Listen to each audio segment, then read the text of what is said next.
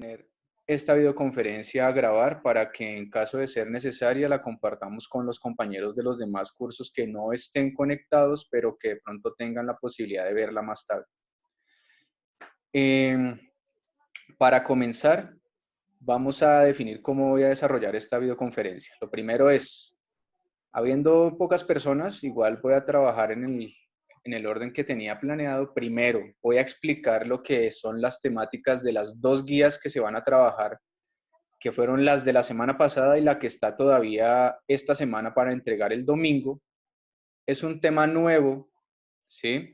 Es un tema que puede ser, entre comillas, diferente a lo que habían hecho al inicio del año, tanto conmigo como con el profesor Hugo Vigoya, que era quien me estaba reemplazando, ¿listo? Pero yo espero que después de que veamos esto que voy a explicar, los que tengan dudas sean muy poquitos, ¿listo?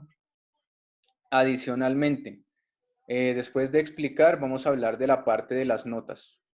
Ayer o antier, no recuerdo cuándo fue, yo compartía los correos que aparecen en la página del colegio, ¿sí?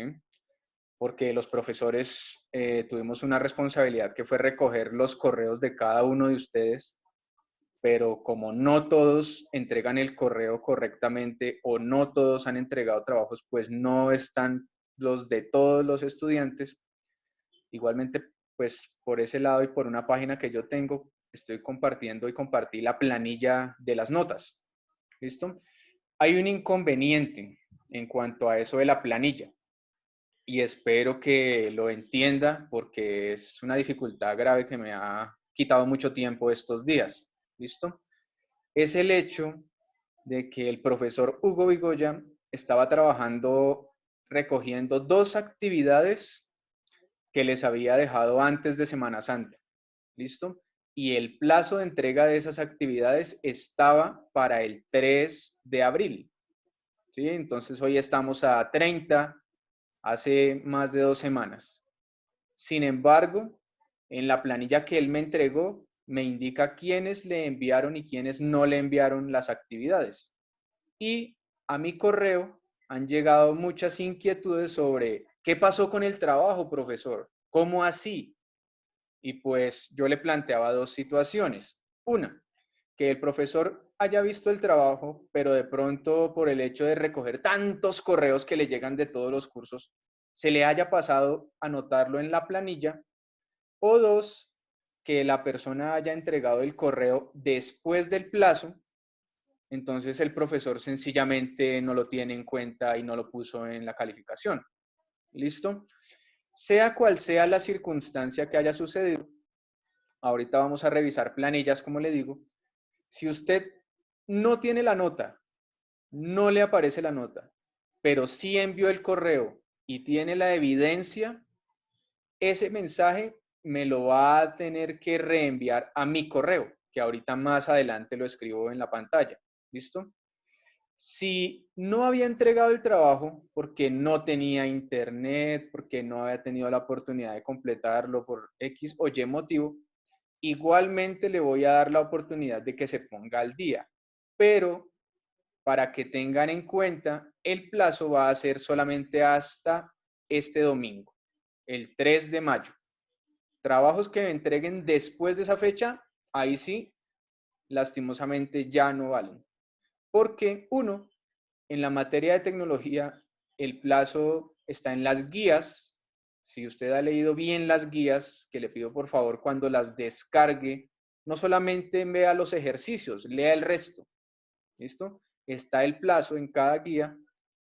Y segundo, porque para esa fecha ya tenemos nosotros, los profesores, que comenzar a sacar la nota.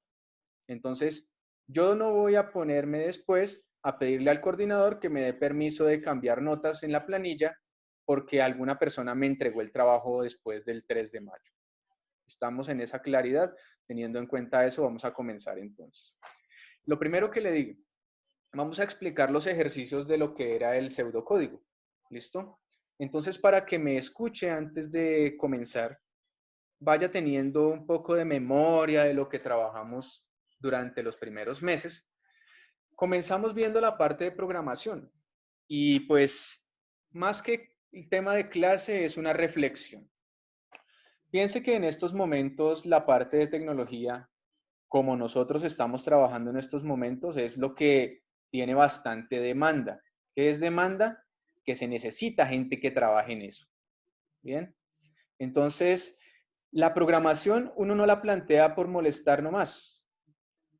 El hecho es que saber o no saber programar le puede dar cierta ventaja o desventaja en cualquier otra actividad que usted vaya a desarrollar cuando salga del colegio. Entonces, no solo es el hecho de escribir cosas que el computador haga, es cómo usted las piensa para que las pueda explicar, no solamente para el computador, sino para que se puedan desarrollar en cualquier otro aparato. ¿Sí?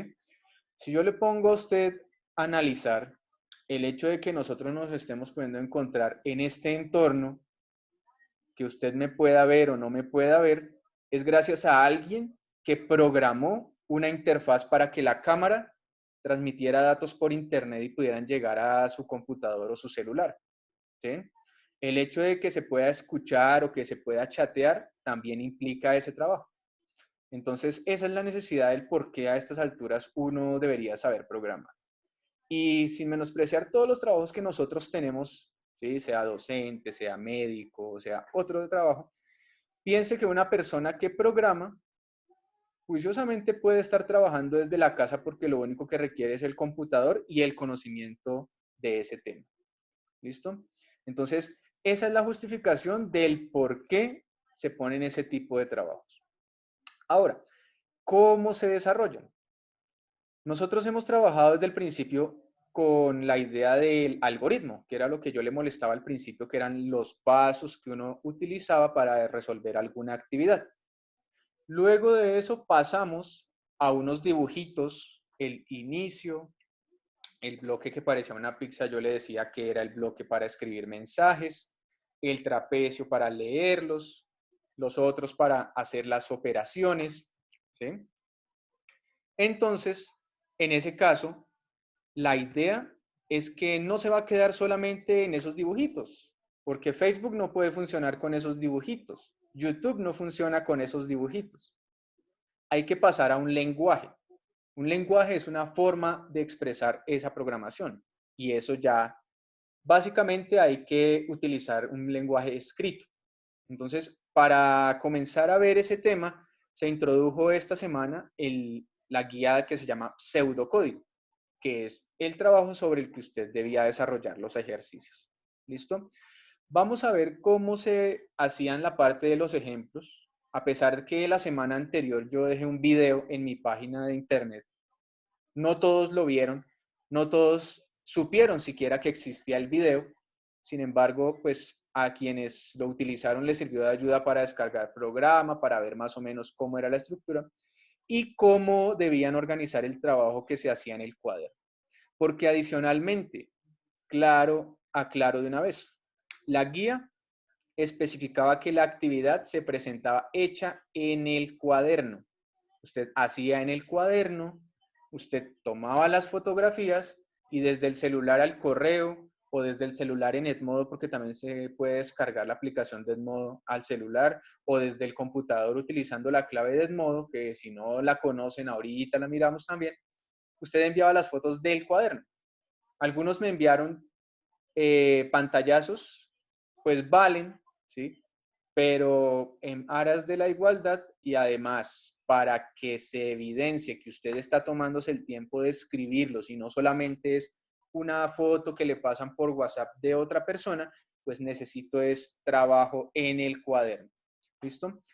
Y el pseudocódigo, bien en la guía decía, era escribir.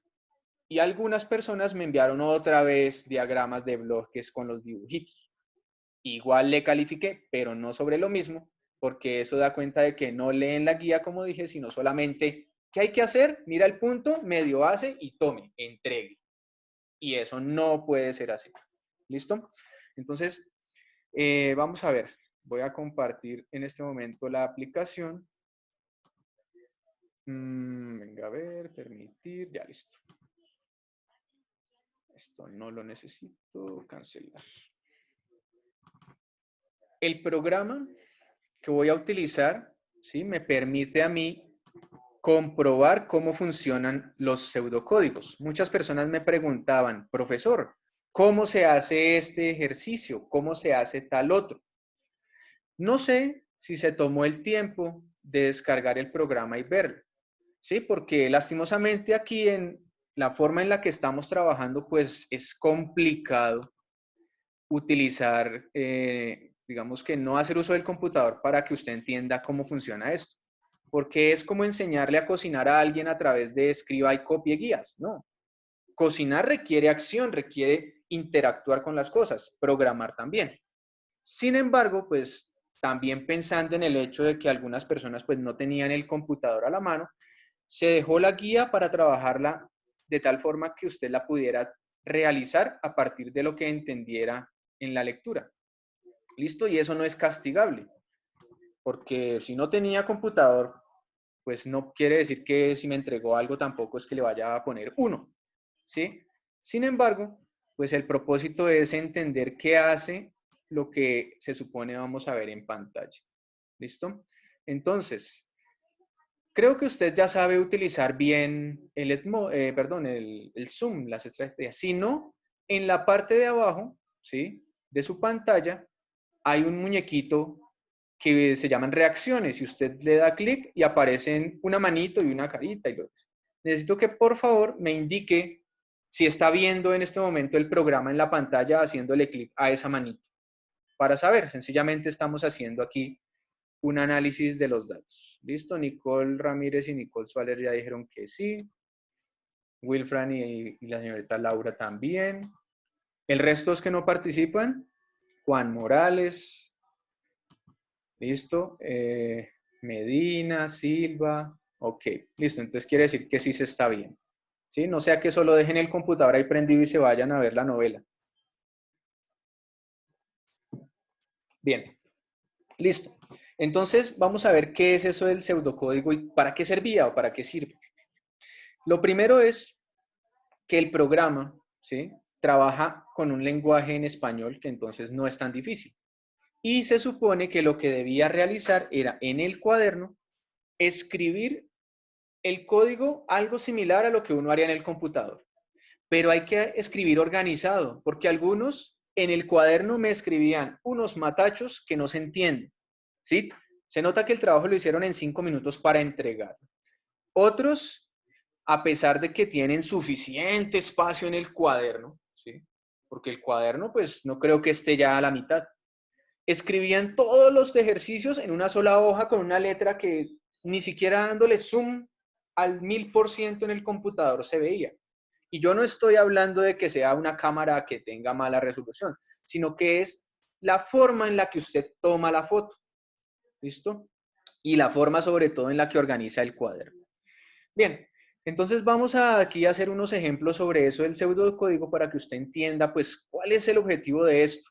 Porque además algunos también hicieron de manera equivocada los ejercicios y pues eso hay que corregirlo de una vez. Entonces, usted se da cuenta que aparece la hojita que dice algoritmo y al frente dice sin título. Entonces, aquí vamos a ponerle un nombre al trabajo. Bienvenida. Así se va a llamar el ejercicio.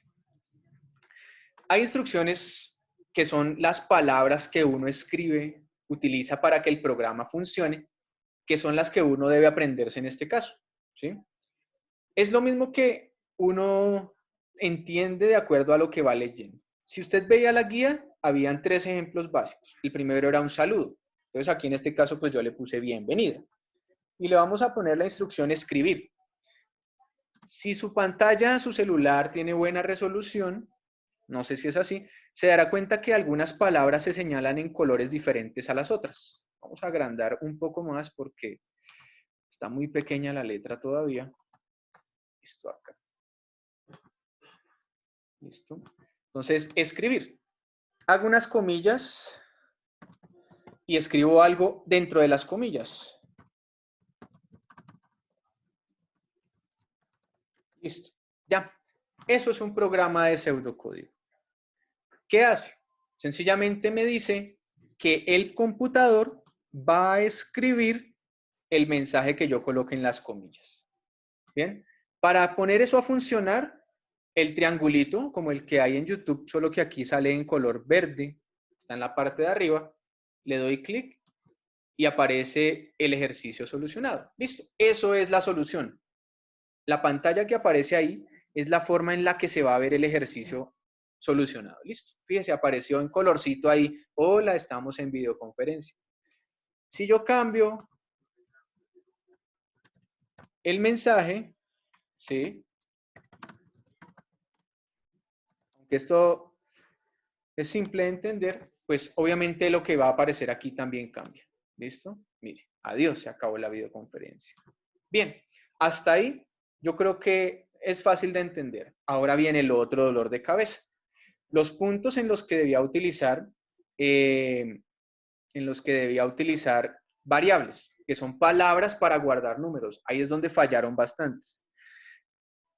Aviso parroquial. Si la videoconferencia se acaba, porque de pronto se me cierra aquí la cuenta, usted sencillamente vuelve e ingresa con los mismos datos, la contraseña y el código que utilizó ahorita, ¿sí? Porque solo permite de a media hora, entonces si se cierra, para terminar, volvemos a ingresar. Listo. Entonces ya vimos esta parte.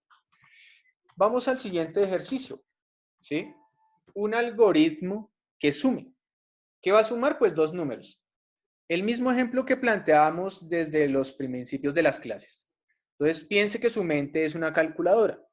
Si yo le estoy diciendo, ¿sí? Necesito una suma, ¿sí? Analíticamente uno no puede entregar una respuesta si no sabe la información. Entonces usted, por ejemplo, su mamá un día ahí embolatada y llegó a usted, mijo, necesito que me ayude a sumar estos recibos. ¿Usted le puede responder de una vez? No puede, porque usted no sabe ni cuántos recibos son, ni cuánto vale cada uno. Entonces, eso es la parte de preguntar. ¿Listo? Entonces, aquí, voy a cerrar esto un momentico, gracias. Vamos a establecer. Listo. Voy a hacer eso, voy a sumar dos números. Entonces, al momento de hacer eso, ¿sí? Necesito pedir los datos. Entonces, acá escriba el primer número. Ese es el mensaje que va a salir ahí. ¿Listo? ¿Qué se supone que debe hacer la persona que va a resolver eso? Pues, espere que llegó un mensaje que dice acá, no vi. Bueno, después solucionamos. Después se supone que debe pedir ese número. ¿Y aquí entraba esto? La palabra leer. ¿Sí? Algunos hicieron lo siguiente, leer 5 y escribieron el número.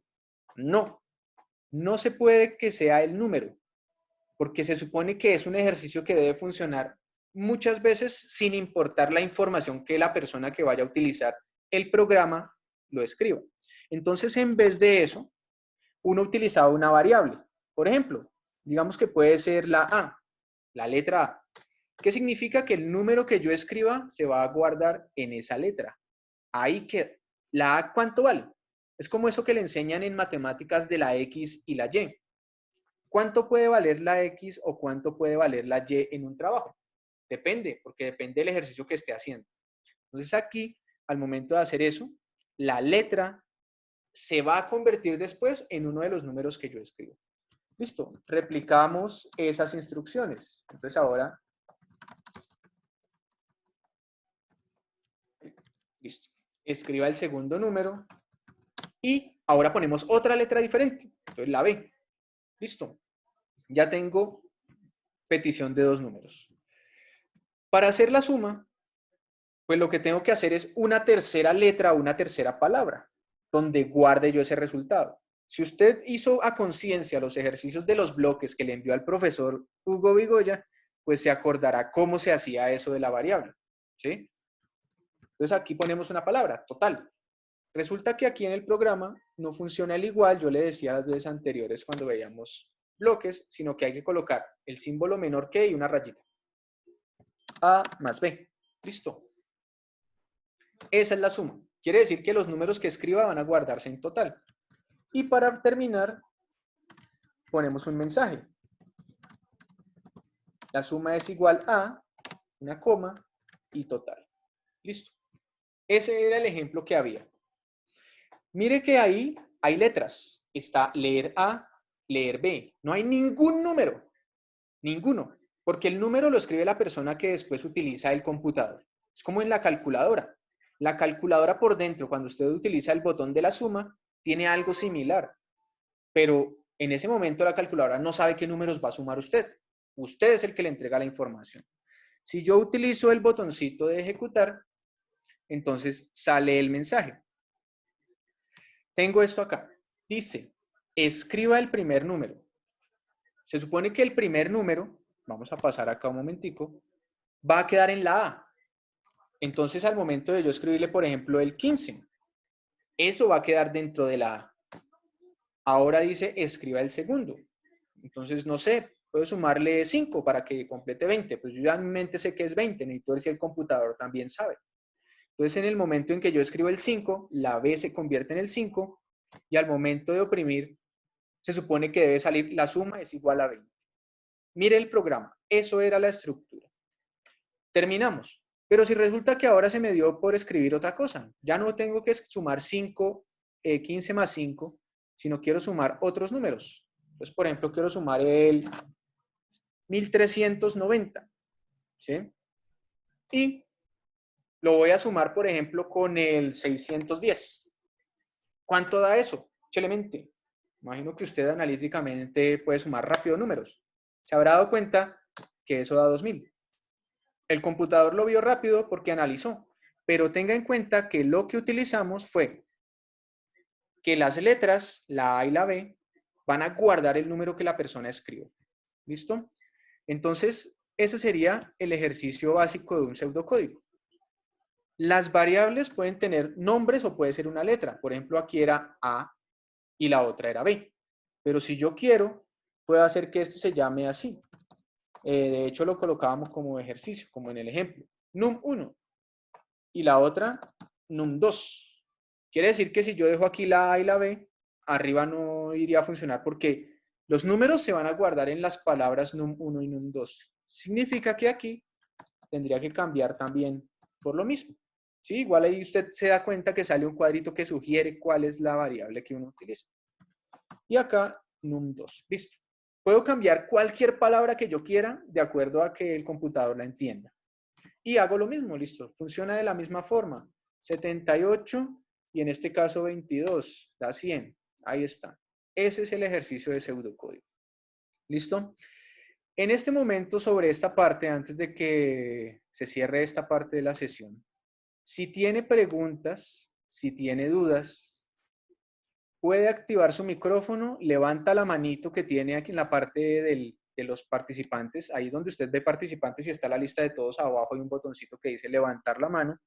Levanta la mano, activa su micrófono y con mucho gusto le doy la palabra y pregunte. Pregunte sobre lo que acabé de explicar. ¿Qué no entendió? ¿Qué se le hizo difícil? ¿Qué parte tendríamos que repetir? A ver. ¿Listo? En estos 2 minuticos que quedan, resuelvo preguntas sobre esta parte del ejemplo.